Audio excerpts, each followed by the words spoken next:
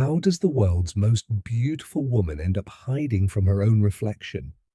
It's 2016. In a darkened apartment in Manhattan, a woman sits alone, wrapped in silence.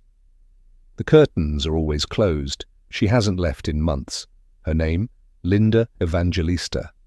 Once, she was the face that defined a generation. She earned $10,000 a day, walked the most prestigious runways, graced over 700 magazine covers. She could transform into anyone, blonde one day, androgynous the next.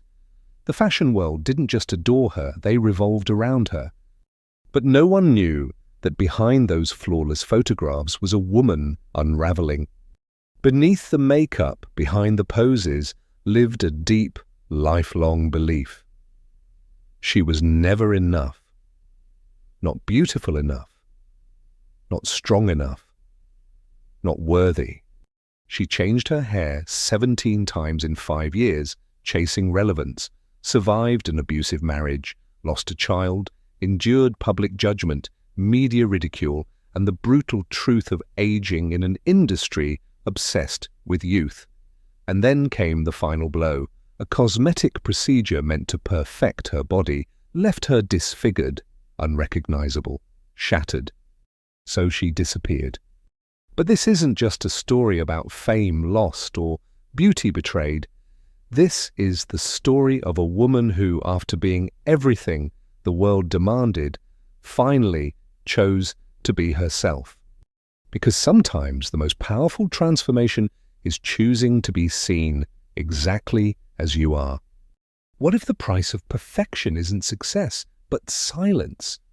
Long before the runways and flashbulbs, Linda Evangelista was just a girl trying to understand her place in the world. Born in 1965 in St. Catharines, Ontario, a quiet blue-collar town in Canada, she was raised in a traditional Italian immigrant household. Her father worked the factory line at General Motors. Her mother handled the books and kept the family grounded. There was no glamour, no sense that anything extraordinary was coming. But Linda always felt different. She didn't see beauty when she looked in the mirror. Instead, she saw what was wrong. Her limbs were too long, her legs too thin, her face too sharp. She felt awkward, out of place. At just 12 years old, she enrolled in etiquette classes, not to prepare for fame, but to fix herself. Even then, she was chasing perfection. In high school, her classmates saw an elegant girl who stood out. Linda, however, saw flaws. Her discomfort with her own reflection would follow her for decades, only hidden, never healed. When she entered the Miss Teen Niagara pageant at 16, she didn't place. But fate had its own timing. In the audience that day was a scout from elite model management. He saw something rare, something even Linda couldn't yet see. She was soon offered a modeling contract. It should have been a fairy tale. But her first international assignment in Japan took a dark turn. She arrived excited and left shaken. A client expected her to pose nude without warning. She refused. She fled. And she quit.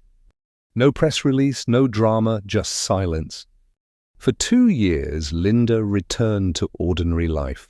No cameras, no couture, just a girl who had touched the edge of a dream and recoiled. Before she became fashion's chameleon, she was simply a teenager, terrified and trying to stay whole in a world that moved too fast.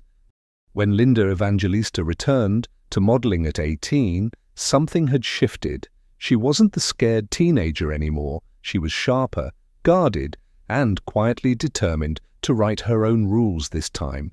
But even with a contract and ambition, New York didn't embrace her right away. Editors didn't quite know what to do with her sharp beauty, her intense gaze, her unwillingness to smile on command. So, like she would do so many times in her career, she reinvented herself. She moved to Paris.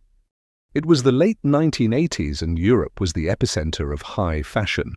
And there, under the wing of elite Paris, and alongside the rising giants of couture, Linda began to find her footing. Slowly, designers noticed her. She wasn't just another pretty face, she was striking, timeless, and then came the haircut. Photographer Peter Lindbergh had a vision. He asked her to cut off her long, safe commercial hair into a short, boyish crop. Her agency panicked. Her husband, Gerald Marie, a powerful modeling agent, was furious. Clients dropped her. But Linda did it anyway. It was a risk that changed everything. The photos from that shoot were raw, architectural, unapologetic. Suddenly everyone wanted the girl with the short hair. The look was dubbed the Linda, and women all over the world brought magazine clippings into salons demanding to look like her. From there, her rise was meteoric. She transformed again and again. Red hair, blonde hair, no eyebrows, pixie cuts, jet black, bleach white. She wasn't just modeling, she was shape-shifting. She became whoever the designer dreamed, whoever the camera needed. Versace called her his muse. Karl Lagerfeld adored her. Fashion houses didn't just hire her, they built shows around her. She wasn't just part of the moment, she was the moment. But behind the transformations, behind the applause, a question quietly echoed. If you become everyone, who are you when the lights go down? She looked untouchable, the face of fashion's golden age. But behind the couture and cameras, Linda Evangelista was slowly being hollowed out by the very world that worshipped her. Her marriage to elite boss Gerald Marie, once painted as a fairy tale union between muse and kingmaker, was quietly unraveling into something darker. In public, they were powerful. In private, he controlled every part of her life. She once confessed to sleeping with an eyeliner pencil under her pillow, too afraid for him to see her bare face. "He knew not to touch my face," she said decades later. The implication was chilling. Everything else was fair game. Bruises hidden beneath silk, freedom traded for silence. And the industry? It kept taking runways, shoots, flights, interviews, 5 fashion shows a day, no sleep, no pause. The girl who once ran from a photo shoot now couldn't say no to anything. Her body became public property, her face a brand, her spirit drained. Then came the quote, "We don't wake up for less than $10,000 a day." A joke, a moment of bravado in a casual interview. But it stuck, and it stung. Suddenly, Linda wasn't a trailblazer. She was a diva, entitled, greedy. The same press that once adored her now turned on her. Fashion, always hungry for a new face, began to move on. And while the cameras flashed, Linda suffered in silence. In 1993, she left Gerald. The divorce was brutal. He let me out as long as he got everything. She had survived the most powerful man in the business, but she walked away with scars no one could see. And then, just as she began to reclaim her life, she lost a child, 6 months pregnant. Gone. The grief was unspeakable. The relationship ended. The spotlight stayed on, but Linda was dimming inside. How do you keep transforming when your heart is quietly breaking? By the early 2000s, Linda Evangelista had done what few in fashion ever could. She had lasted through decades, trends and tragedies, but lasting came at a cost. She was in her 40s now, still beautiful, still iconic. But the world around her had changed. The age of supermodels had faded into the glow of Instagram filters and fast fame.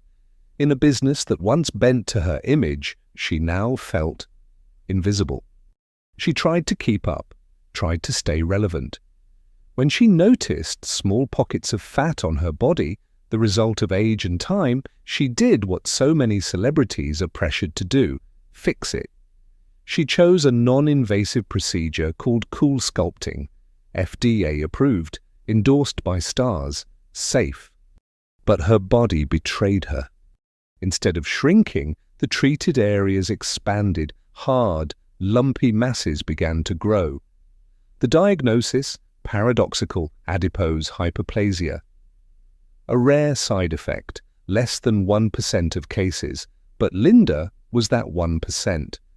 Her once famous silhouette became unrecognizable, clothes no longer fit, cameras became her enemy.